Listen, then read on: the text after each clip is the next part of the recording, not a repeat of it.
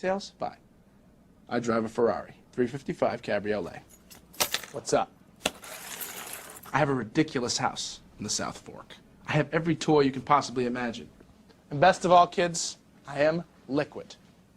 So, now you know what's possible. Let me tell you what's required.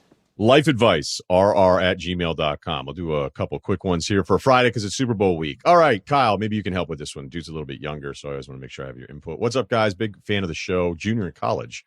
I know I'm very young, and I got out of something serious, somewhat serious with a girl about 2.5 months ago. All right, so you just broke up with a girl that was somewhat serious 2.5 months ago.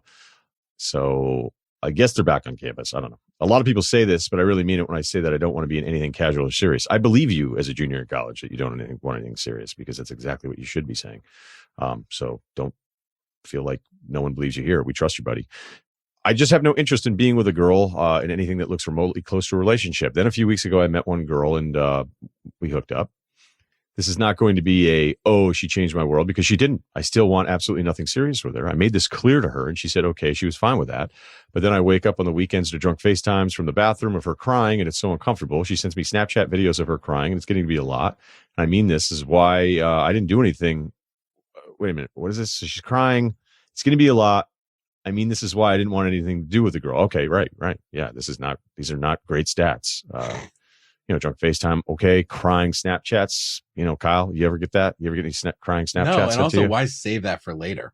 It's like almost right. like a performative thing. Weird. Don't like it.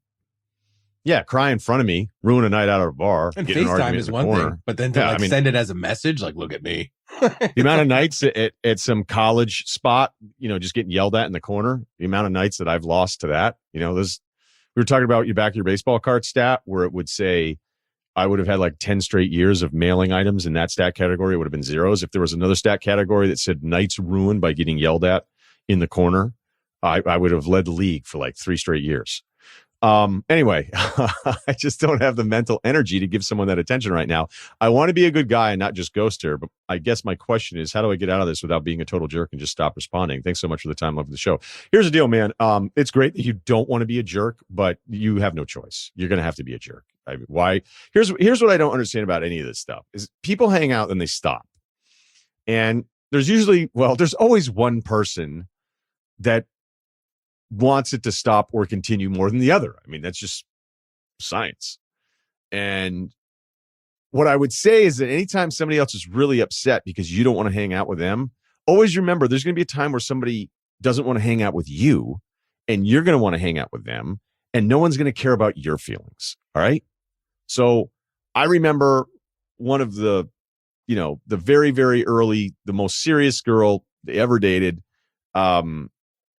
I broke up with her. Her mother called me crying hysterically. You're everything to her. Oh my God. Blah, blah, blah, blah, blah, on and on and on. And it was like a total guilt trip. And I felt horrible about it. It made me feel horrible because I did care about this person. I just had different life goals at that time. And I was young and I was immature and I just wanted to move on and be like, hey, go west, young man, except I went south. And it was tough. It was really tough to deal with. And look, we got back together, but it wasn't because the mom was guilting me into it. But those were brutal conversations. Like I didn't even want to answer the phone back in the caller ID days. So I'd be like, oh man, like I'm going to get yelled at by her mom. And so then when I got dumped, I called her mom. And guess how that conversation went? A lot different. Hey, you need to move on. Yep. Sorry. Don't call us anymore. And I was like, oh, what happened to the I'm her everything? And now you're watching game shows, cut me off after a minute. So that's what you got to realize here. Like you can, you're younger and you can be guilty and you can feel bad about all this stuff, but she's clearly unstable and you didn't want to be with her before you knew this. And now you know this and you're even less into it. And so you're just going to go, hey, look, enough. You're going to have to be like stern. Yeah. College is almost over, man. Don't fuck around. It's going to be gone forever. You're a junior. Yeah, you got 2.3 semesters left, dude.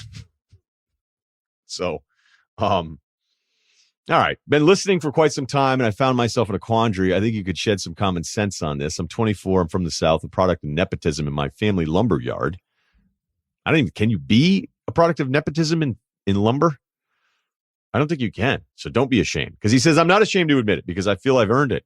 I learned the business from the ground up And from sweeping the floor at 12 years old to analyzing lumber futures for the past 12 years, I would love to know more about lumber futures. Same. That's just a total aside, right? This has made me very frugal with my money and leaves me in my current situation.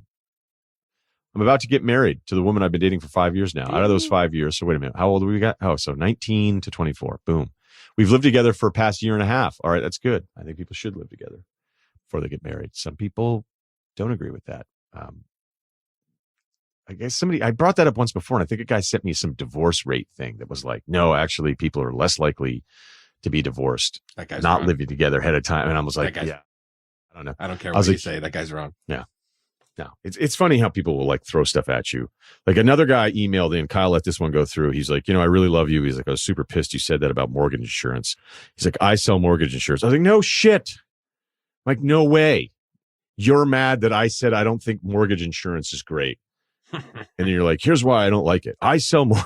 Like, it would be like me going on a TV show going, I think no one should listen to radio shows, honestly.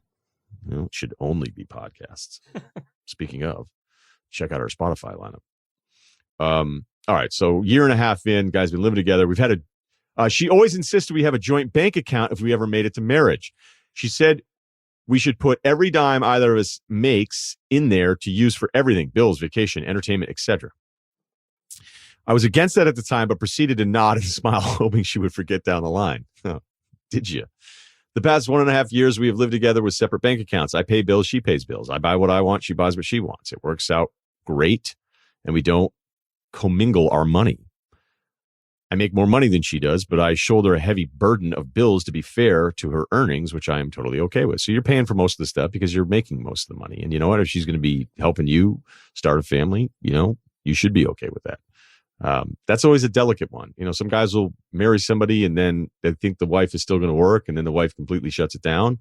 And then there's other guys that are like, hey, I expected you to shut it down. And the wife is like, no, I don't want to do that. So it's great if you could get all of this stuff figured out ahead of time, but that's not super realistic. Some people it is, some people it isn't. So, all right, no judgment so far. After planning our wedding date, she proceeds to tell me we need to hurry up. Quote, we need to hurry up so I can spend all your money. End quote.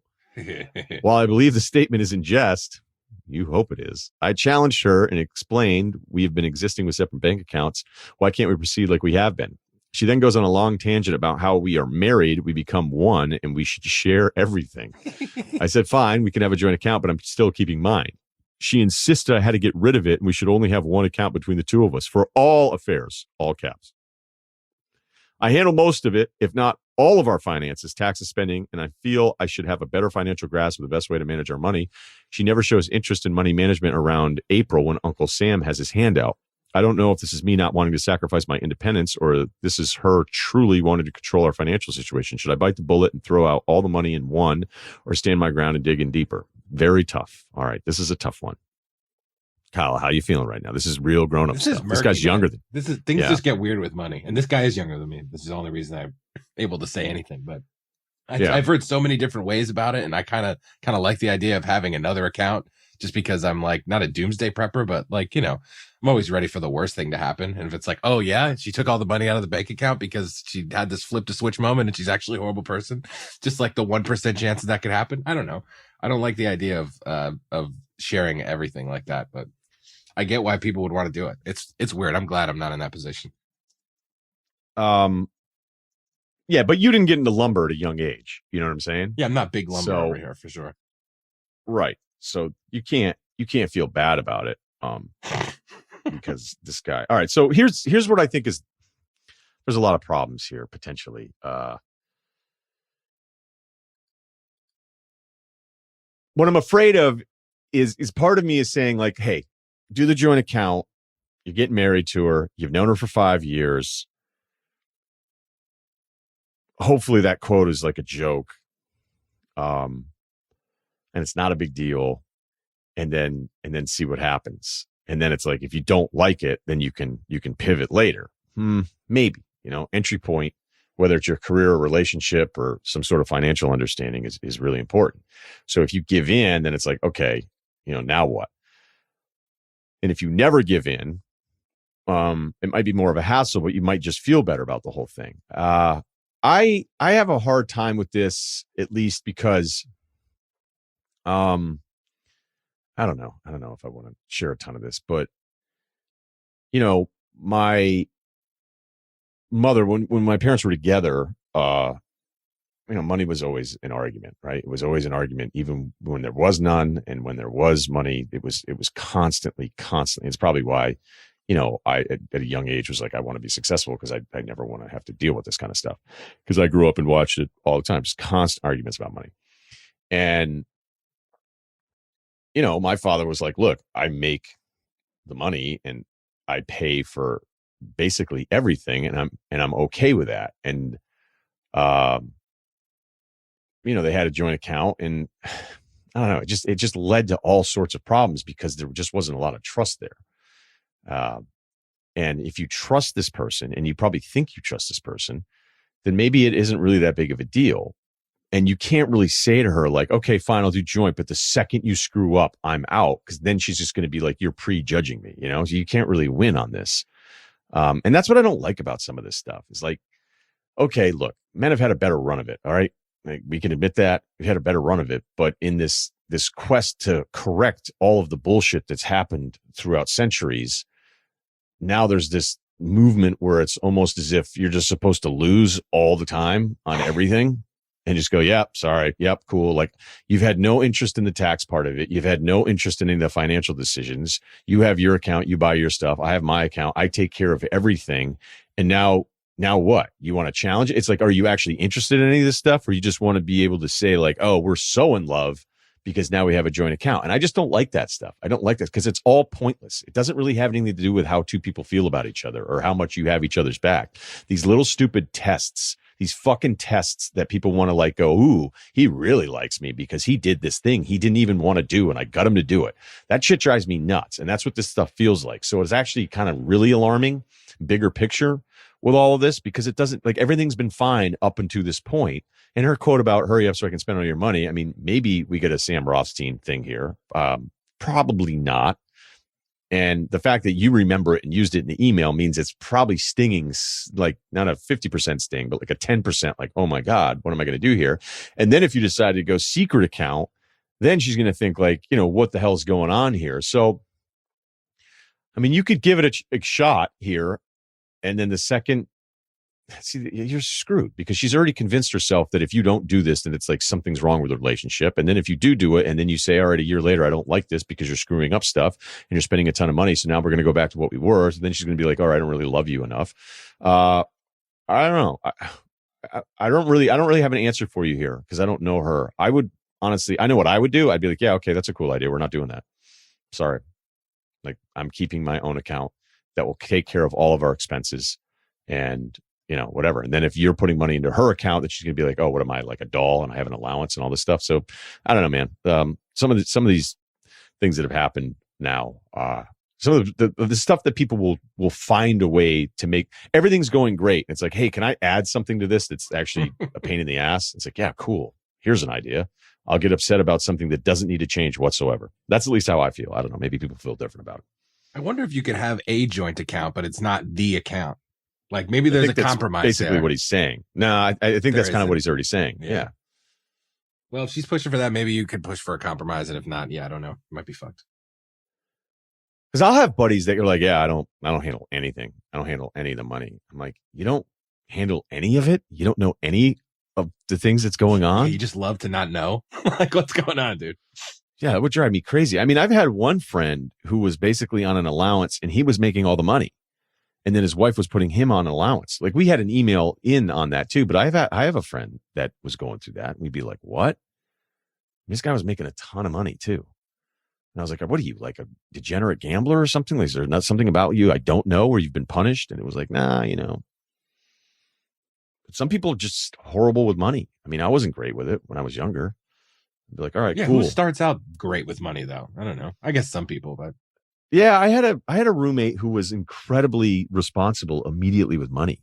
Like, he would have a certain amount for each semester and he would map it out so that he would have enough for every month. And then at the end of each semester, it would reset with his parents and he would never go through it. It was unbelievable. Like shit never got crazy on wing night. He never like blew an extra $20 and throw everything off. I don't think he was ever hurting for money, but he immediately understood how to ration it out for an entire semester. And it was kind of like this lesson, or his family was giving him money. So look, it wasn't like he was hurting for it, but they'd give him money and it was up to him to make it last. And they told him like it better last. And so we talk about stuff. And I think it's one of those deals where I'd look at each other's ATM slips back then when you used to take out cash for a night out and you'd see like $2,100 and you'd freak out. You'd be like, dude, you have $2,000 in an account? And he's like, yeah, but that's for the rest. That's for another 3 months. And he'd be like, geez, good luck.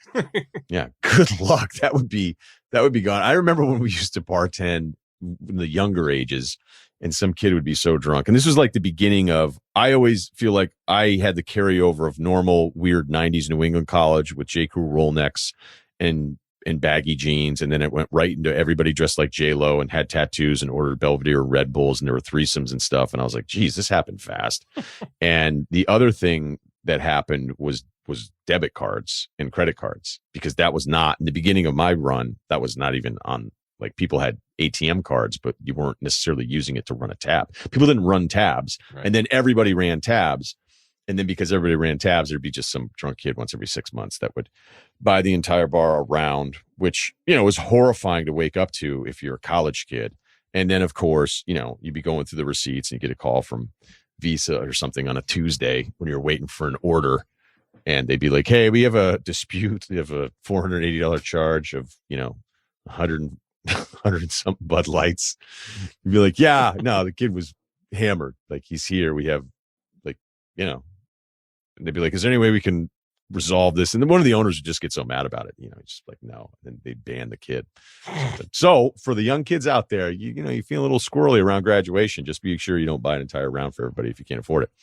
All right. That was a really long one at the end there. And I don't know, man. Enjoy the Super Bowl. The Russillo Podcast, Ringer Network, Spotify. Please subscribe, rate, and review. All right. Talk to you Monday.